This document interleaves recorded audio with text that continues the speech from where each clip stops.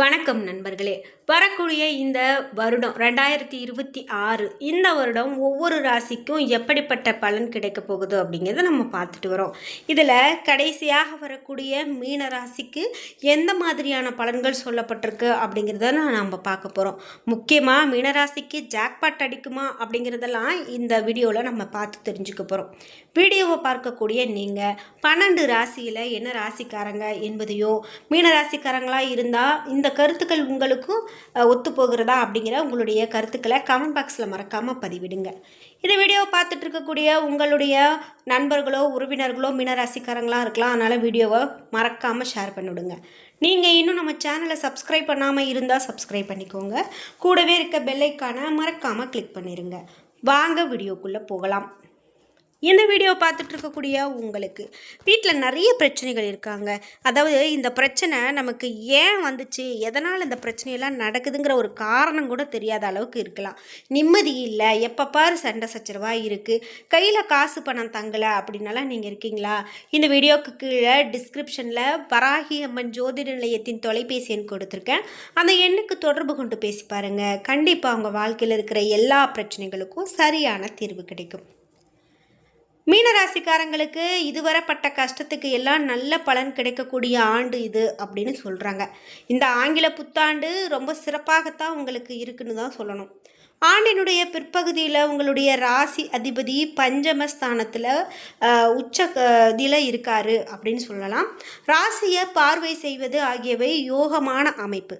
ஜென்ம சனிக்கு ராசி அதிபதி குருவினுடைய பார்வை கிடைக்கிறதால பொறுமைக்கு ஏற்ற நல்ல பலன்கள் வீடு வந்து சேரும் அப்படின்னும், மனதில் உற்சாகமும் மகிழ்ச்சியும் ஏற்படும் அப்படின்னும், வரக்கூடிய இந்த நாட்கள் முக்கியமாக ஜூன் மாதம் வரை சில சங்கடங்கள் இருந்தாலும் அவற்றை சமாளித்து கொள்வீங்க அப்படின்னு சொல்லலாம். அரசியல் மற்றும் பொது வாழ்க்கையில் ஈடுபட்டிருக்கக்கூடியவங்களுக்கு கடந்த காலங்கள் சோதனையாக அமைந்திருக்கலாம். இந்த ஆண்டு அதில் முக்கியமாக இந்த ஆங்கில புத்தாண்டு அரசியல் துறையினருக்கு ஒரு விடிவெள்ளியாக அமையும் அப்படின்னும், உங்களுடைய அறிவுரைகள் பலருடைய வாழ்க்கைக்கு நல்வாழ்க்கைக்கு அடிப்படையாக அமையும் அப்படின்னும், துன்பங்களையே சந்தித்து வந்த உங்களுக்கு இறையருளால் நல்லதொரு விஷயங்கள் நடக்கக்கூடிய ஆண்டா இந்த புத்தாண்டு உங்களுக்கு உறுதியளிக்கிறது அப்படின்னே சொல்லலாம். இதோடு புதிய நண்பர்களை நம்பி நீங்கள் எந்த விஷயத்துலையும் இப்போதைக்கு ஈடுபட வேண்டாம். நண்பன் பார்த்துக்குவான், நண்பன் எல்லாம் செய்வான் அப்படின்னு நீங்கள் ரொம்பவே அதிகமாக நம்புறதும் கூடாது அப்படின்னு சொல்லலாம். இதே போல் உங்களுக்கு இன்னும் என்ன மாதிரியான பலன் சொல்லப்படுது அப்படின்னு பார்த்தீங்கன்னா, உங்கள் வீட்டில் இல்ல துணையோடு இதுவரை இருந்த சண்டை சச்சரவு எல்லாமே படிப்படியாக விலகும். வீடு அல்லது நிலம் வாங்குறதுல இருந்த தடை தாமதங்கள் விலகும்.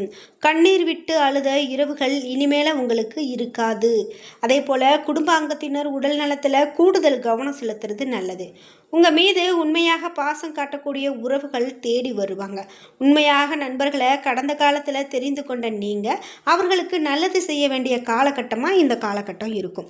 செலவுகள் அதிகமாக இருந்தாலும் அதற்கு ஏற்ற வரவுகள் படிப்படியாக உங்களுக்கு அதிகரிக்கும். உங்களுடைய முதலீடுகள் சிறிதாக இருந்தாலும் அதற்கு ஏற்ற லாபம் கண்டிப்பாக இருக்கும். செலவு விஷயங்களில் ஒரு முறைக்கு இருமுறை யோசித்து செய்ய வேண்டியது நல்லது.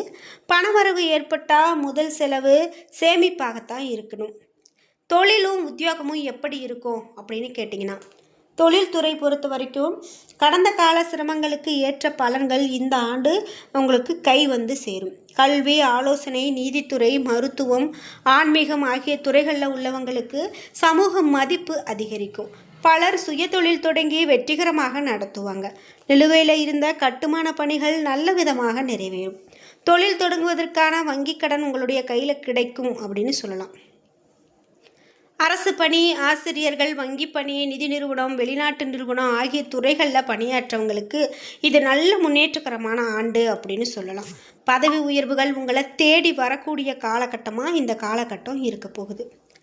இது மட்டும் இல்லாமல் உங்களுக்கு பல சிக்கல்களும் உடன் வரக்கூடியது இருக்கும் அப்படிங்கிறது இருக்கும். அதை நீங்கள் எல்லாம் சமாளித்து தான் வரணும். எந்த விஷயத்தையும் தள்ளி போடாமல் உடனடியாக தீர்மானமாக முடிவெடுக்கிறது நல்லது. அமைதியாகவும் நிதானமாகவும் செயல்பட்டு வெற்றி பெற வேண்டியது சிறப்பு. கலை மற்றும் கல்வியில் உங்களுக்கு எப்படிப்பட்ட பலன் இருக்கும் அப்படின்னு கேட்டால், கலைத்துறையினர், இசைத்துறையினர், சினிமா, தொலைக்காட்சி, ஊடகம் ஆகிய துறைகளில் நம்பிக்கை இல்லாமல் இருந்த மீனராசிக்காரர்களுக்கு புதிய வாய்ப்புகள் தேடி வரக்கூடியதாக இருக்கும். முன்னேற்றத்திற்கு தடையாக இருந்தவங்க இப்போ விலகி விடுவாங்க. இடம், பொருள், ஏவலறிந்து செயல்பட்டால் எந்த துறையிலும் நீங்கள் இந்த ஆண்டு உச்சம் தொட முடியும் அப்படின்னு சொல்கிறாங்க. மாணவர்கள் தங்களுடைய ஆசிரியர்களிடம் ஆலோசனை மற்றும் ஆசி பெற்றால் தேர்வுகளில் நிச்சயமாக நல்ல வெற்றி பெற முடியும். உங்களுடைய கல்வித்தொகையை உடன் பிறந்தவர்கள் மற்றும் குடும்ப உறுப்பினர்கள் தந்து உதவி செய்வாங்க. சட்டம் மற்றும் அறிவியல் துறையில் மாணவ மாணவியர்கள் இந்த ஆண்டு சாதனை புரிவாங்க அப்படின்னும், மாணவர்களுக்கு இது தனித்திறன்களை மேம்படுத்தி கொள்ளும் ஆண்டாக மலர்கிறது அப்படின்னு கூட சொல்லலாம். அது மட்டும் இல்லாமல் உடல்நிலை பொறுத்த வரைக்கும் எப்படி இருக்கும், ஆரோக்கியத்தை பொறுத்த வரைக்கும் எப்படி இருக்கும் அப்படின்னு பார்த்தீங்கன்னா, எலும்பு சம்பந்தமான சிக்கல்கள் உங்களுக்கு அவ்வப்போது ஏற்பட்டு ஆனால் அது விலகி போகும். அதை நீங்கள் நினைத்து ரொம்பவே பெரிதாக கவலைப்பட வேண்டாம். ஏற்கனவே மூட்டு வலி, கை கால் வலி இருக்குது அப்படின்னு சொல்கிறவங்களுக்கு தொடர்ந்து சிகிச்சை மேற்கொள்கிறது தான் நல்லது. வண்டி வாகனத்தில் போகும்போது எப்போதுமே ஒரு கவனம் உங்களுக்கு தேவைப்படுது. மெதுவாகவே பயணிக்கிறது ரொம்ப நல்லது. தலை சுற்றல், வாந்தி, கை கால்களில் வீக்கம், அடிக்கடி வயிற்றில் வலி ஆகிய பிரச்சனைகள் இருந்தால் கண்டிப்பாக உடல் பரிசோதனை செய்து கொள்வது உங்களுக்கு இப்போ ரொம்பவே நல்லது. அதே போல் அனாதை ஆசிரமங்களுக்கு இரும்பு பாத்திரங்களை முடிந்த வரை நீங்கள் தானமாக கொடுங்க. அது கண்டிப்பாக உங்கள் வாழ்க்கையில் இருக்கிற பிரச்சனைகளை தீர்க்க வல்லதாக அமையும். அதே போல் இதன் மூலமாக சனியினுடைய பாதிப்புகள் விலகும் அப்படின்னு சொல்கிறாங்க. ராசி அதிபதி குருவினுடைய பலத்தை முழுமையாக பெறுவதற்காக வியாழன்கிழமைகளில் பொன்னிற ஜாங்கிரி இனிப்பை கோவிலுக்கு வரக்கூடிய பெண்களுக்கு மற்றும் குழந்தைகளுக்கு பிரசாதமாக வழங்கலாம். பராமரிப்பு இல்லாத கோவில்களுக்கு நீங்கள் செய்யக்கூடிய இந்த சிறிய அளவு திருப்பணியும் உங்களுடைய நல்வாழ்க்கைக்கு உதவியாக அமையும் அப்படின்னு சொல்லலாம். இதோடு இன்னும் என்னென்ன மாதிரியான பலன்கள்லாம் மீனராசிக்காரர்களுக்கு அமையப்போகுது அப்படின்னு பார்த்தீங்கன்னா, அபிராமி அந்தாதியில் இருக்கக்கூடிய 40, 59, 75வது பாடல்களை இந்த ஆண்டு முழுவதும் நீங்கள் படித்தீங்க அப்படின்னா கண்டிப்பாக உங்களுக்கு மேன்மையை கொடுக்கும். பிள்ளைகளுடன் மனம் விட்டு பேசுறது நல்லது.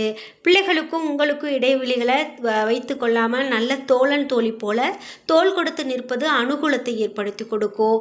எல்லா விதத்திலும் ஏற்றம் ஏற்படும் அப்படின்னு சொல்லலாம். பரிகாரத்தை பொறுத்த வரைக்கும் என்ன மாதிரியாக சொல்லப்படுது? செவ்வாய்க்கிழமையில் பசுமாடுகளுக்கு உணவளிப்பது மீனராசிக்காரர்களுக்கு சகல விதத்திலும் ஏற்றத்தை ஏற்படுத்தும். அகத்திக்கீரையை தவிர மற்ற உணவுகளை கொடுப்பது நல்ல அனுகூலத்தை ஏற்படுத்தும். நிம்மதி ஏற்படும், கௌரவம் உண்டாகும், வீடு, நிலம், நகை, பணத்தை குவிக்கக்கூடிய யோகம் உங்களுக்கு உண்டாகும் அப்படின்னு சொல்லலாம்.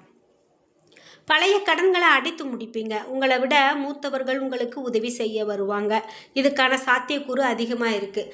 அதே போல் உங்களை விட மூத்தவங்க உங்களுக்கு நல்லது செய்வாங்கன்னு பார்த்தோம். அற்புதமான முன்னேற்றங்கள் உண்டாகும். இது மட்டும் இல்லாமல் தினந்தோறும் உடற்பயிற்சிகள் செய்வதை நீங்கள் கண்டிப்பாக கடைபிடிக்க வேண்டியது மிக நல்லது அப்படின்னு சொல்லலாம்.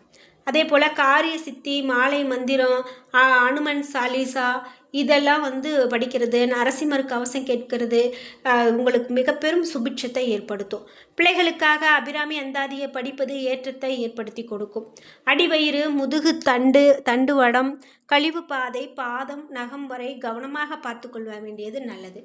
மேலும் கணபதி, அனுமன், நரசிம்மர், வராகி போன்ற ஏதாவது ஒரு தெய்வத்தை நீங்கள் தொடர்ந்து வழிபட்டுட்டு வந்தீங்க அப்படின்னா உங்களுடைய பிரச்சனைகள் தீர்றதுக்கான வாய்ப்பு அதிகமாக இருக்குது அப்படின்னு சொல்லலாம். முக்கியமாக மீனராசிக்காரர்களுக்கு 2026 புத்தாண்டில் நிலம் மற்றும் தங்கத்தில் முதலீடு செய்வது கூட ஒரு மிகப்பெரிய ஏற்றத்தை கொடுக்கும் அப்படின்னு சொல்லப்படுது. திருக்கணித பஞ்சாங்கத்தின்படி ஏற்கனவே சனி மீனம் வீட்டில் இருக்காரு. அதே போல் இந்த ஆண்டு ஜூன் 2ஆம் தேதி குரு பெயர்ச்சி. இந்த குரு பெயர்ச்சி டிசம்பர் 5ஆம் தேதி ராகு கேது பெயர்ச்சி ஆகிய 2 பெயர்ச்சிகளும் நடக்க இருக்கு. குரு இந்த வருடம் உச்சம் அடைந்து கடகத்துக்கு வராரு. மீண்டும் அதே குரு அக்டோபர் 31ஆம் தேதி சிம்ம ராசிக்கு அதிசாரத்தில் போகிறாரு. அந்த வகையில் இந்த வரக்கூடிய வருடம் மீனராசிக்காரர்களுக்கு கிடைக்கக்கூடிய பலன்களும் பரிகாரங்களும் ரொம்பவே சிறப்பாக இருக்கும் அப்படின்னே சொல்லலாம். என்ன நண்பர்களே, இன்றைக்கி வீடியோவில் மீனராசிக்காரர்களுக்கு வரக்கூடிய இந்த ஆண்டு எப்படிப்பட்ட ஆண்டாக அமையப்போகிறது அப்படின்னு பார்த்து தெரிஞ்சுக்கிட்டோம். இந்த வீடியோ கண்டிப்பாக உங்களுக்கு ரொம்ப பயனுள்ளதாகவும் பிடித்ததாகவும் இருந்திருக்கும். வீடியோ உங்களுக்கு பிடிச்சிருந்தா லைக் பண்ணுங்கள், ஷேர் பண்ணுங்கள், கமெண்ட் பண்ணுங்கள். நீங்கள் இன்னும் நம்ம சேனலை சப்ஸ்கிரைப் பண்ணாமல் இருந்தால் சப்ஸ்கிரைப் பண்ணிக்கோங்க. கூடவே இருக்க பெல் ஐக்கானை மறக்காமல் கிளிக் பண்ணிடுங்க. நன்றி வியூவர்ஸ்.